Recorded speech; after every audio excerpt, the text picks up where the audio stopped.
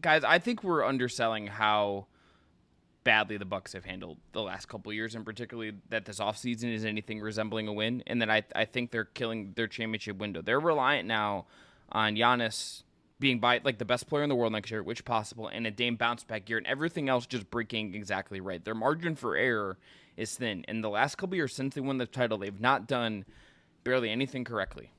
You have this Chris Middleton news. To quote the legend himself, Brian Windhorst. Can't wait till I get my windy bobblehead, and that's just going to be on the screen all the time in September. Brian Windhorst saying there's no good surgery. Chris Middleton's having surgeries. He's had surgeries before this, and he's going to be ready for the start of the season. I don't know if I buy that Chris Middleton's ever going to have a normal, functional, healthy NBA season again at this point. I don't.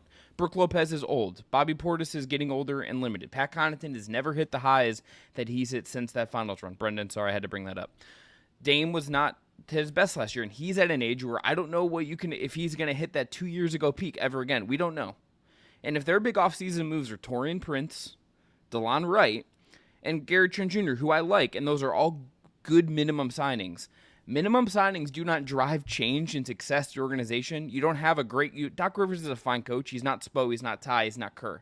He's not one of those driving wins NBA coaches, I think, at this point. So while I like the things they did in a vacuum this offseason, I think over time, this has built them to a point where I don't like their title chances at all next year.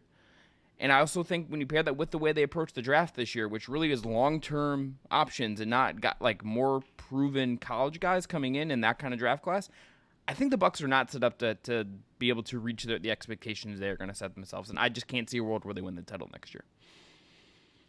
My counterpoint, because I have spent a lot of time thinking about another team in Phoenix that was also over the second apron, is the deals that theoretically could have made these very, very financially constrained, capped out teams better, where they're not allowed to take back more salary than they send out. They're not allowed to use anything more than the minimum. They, on down the line. No such deal happened anywhere in the NBA this whole season. And the only closest example we got to any of these teams in hell from these aprons improving was the Minnesota Timberwolves overspending into infinity to go out and get Rob Dillingham, who theoretically made $0 because when they got him, he was just a pick. That's the only way we saw any team actually get better being in the situation that Milwaukee was in. So it's hard for me to crush them for it. Yeah, Brook Lopez was theoretically on the trade market, or if they had dumped some salary, they would have been able to combine salaries and trades, and then they would have been able to do Connaughton and Portis and something. But none of that actually played out. The offseason didn't open itself up in a way where they could have done those things. So that's kind of where I agree with the title chances take. I'm a little left cold of like, well, what else could they or should they have really done to be different? Right. The biggest problem for the Bucks wasn't this offseason. It was the last several off seasons that set up this offseason where they couldn't really do a whole lot. But I'll say this, based on the limited resources that they had, I kind of like it. Now, I didn't love the draft. I thought there was probably better options that they could have done, Chris, to your point. Maybe go after like a Baylor Shireman or somebody that can walk in and do something right away. But they like this A.J. Johnson, whatever this guy's name is. That's fine. He looked okay at Summer League, whatever. But they basically swapped out with minimum contracts Malik Beasley, Pat Bev, and Jay Crowder, and got Gary Trent Jr., Taurean Prince, and DeLon Wright. Those are three better players than the players that they lost. I think that's just an improved rotation. Now, is the rotation good enough to win the championship? Probably not. I'm also not going to just sleep on Giannis and not act like that guy's the best player in the Eastern Conference. And it was the worst possible season he could have had last year with a teammate who just got there in October, trading away the teammate that he already had chemistry with, going through three different coaches in the span of 8 months or whatever it was. It feels like that part of it can only be better. Now, does it get to the point where it's good enough to win the championship? I don't know, but I'm not going to sit here and say that the Milwaukee Bucks don't have a chance to win the championship. I'm not going to disrespect Giannis and Damian Lillard that way. There's enough here where you can get through the East. Probably not enough here to get through the West, but they're not in the West, fortunately for them. So I think their offseason was just fine based on what was available to them and what they were able to do. It definitely feels like I just want to say, I think my point that maybe I skipped by more than anything else is that I think this is the previous off seasons catching up to them. This isn't just about this summer to me. This is about the way they've managed things the last couple of years. There was really a need to, I think, reinvigorate the roster and do some painful things. They went after, they did the Dame thing, but I think, and maybe the market wasn't there. Maybe there was just not a Middleton market, but trying to to inject some energy into your roster before you got to this point and kind of see this coming and seeing the age part of this coming on top of the money thing, which I'm sure they had some idea about what the CBA was going to look like at a certain point. There needed to be more foresight here. And I think in a world and in the East where the Knicks were aggressive and got better, the Sixers obviously got better. Boston is the best, most complete team in the league and just won a title. I think while this offseason is fine, and Garrett Trent Jr. on a minimum contract as your starting two guard is a good 1 year thing to do, and every other contending team was going to be in on him for a reason, and it's a coup to get him on a minimum. I think when you stack up the last couple of years, you get here, and that's not good enough. And I think they have Giannis, maybe the best player in the East, maybe the best player in the world, whatever. I think with how good some of the teams in the East are going to be and where they've set up age-wise, I think that's where this really eats at me. Is if you did these moves and you had had some more foresight a year ago, 2 years ago in some of these things and made a different and took a slightly different path instead of getting older and older and older, I might feel better about this than I do right now.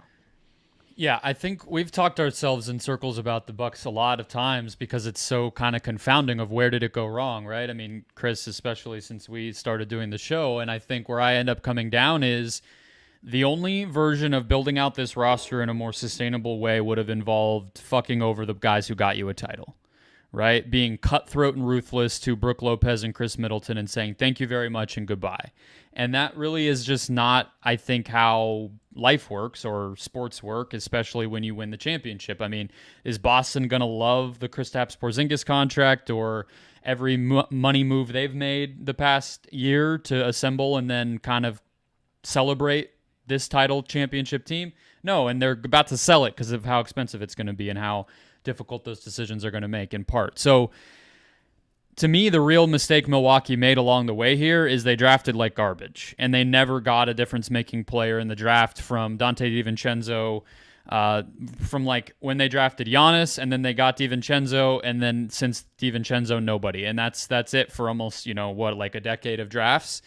And even with DiVincenzo, they botched that, right? So that's, I think, the biggest knock you could make on them, but I do think there's also something to be said for the way that the league is kind of working right now, where the deadline does seem to be this opportunity because of, in the summer, teams getting access to picks that they can now trade, and these extension deadlines, kind of like with Markkanen, seem to be the key dates on the calendar in the summer, and the league has that kind of shift in the offseason. I do think we still see lots of role player movement at the deadline where teams want to acquire a player to get their bird rights or to kind of level up with one more rotation piece once they know what they are. It's very much like a hired gun deadline, and a top dog summer is sort of how the league has been working the past few years. So I think they still could make a Connaughton or a Portis deal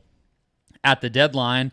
Maybe trade some of these young guys before the shine gets too ugly on them, like Andre Jackson or some of the two guys that they drafted this year.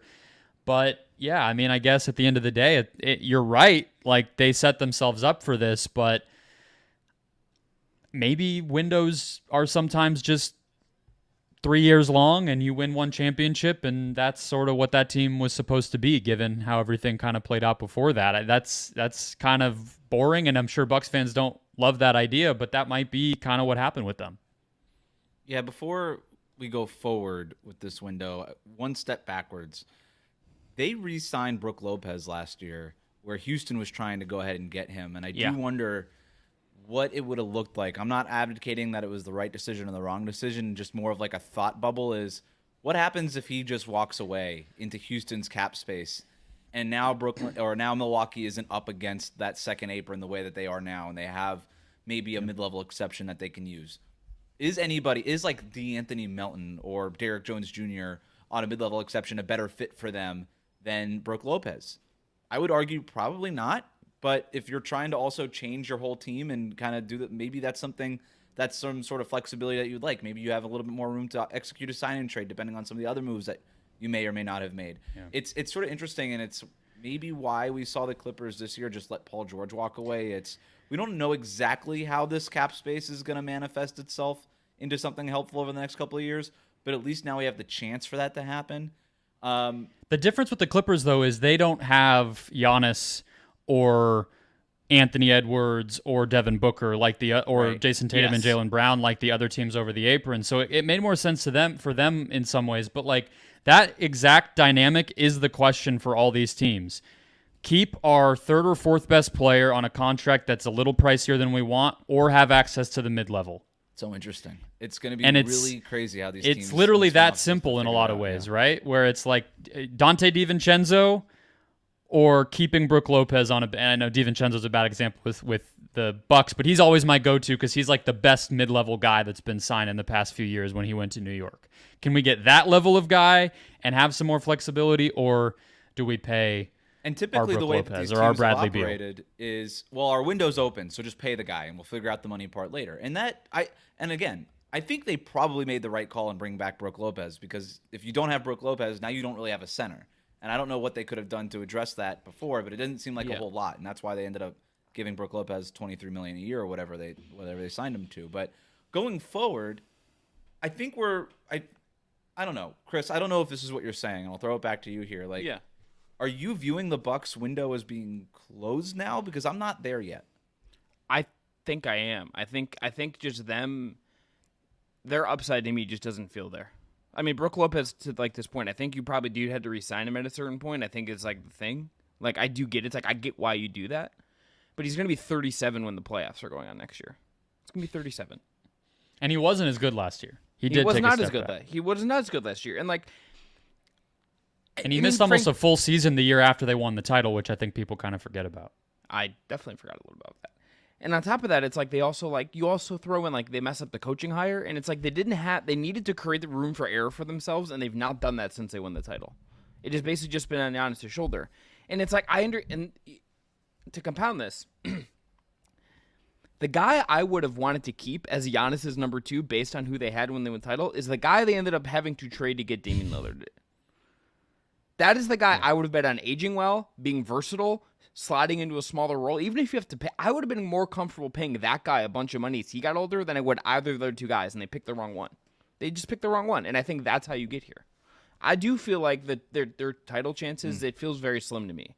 They would be probably my 4th team to get out of the East right now, and I wouldn't feel good about them beating the Knicks or the Sixers or the doesn't Celtics it suck right when it's like a team like this that has spent and done what you're supposed to do, and we still feel this bummed out about it? Like obviously there's quibbles you can have, like just because you spend doesn't mean you're perfect, but like the Nuggets are sitting there cheaping out on some things, and the Clippers are letting their core fall apart, and plenty of teams have done that over the years. The Bucks are doing in a small market exactly what you're supposed to do when you have Giannis on your team, and it's still like might only be good enough for one championship. It's just maybe a reminder that like luck and timing and a lot of that stuff is just a huge factor here.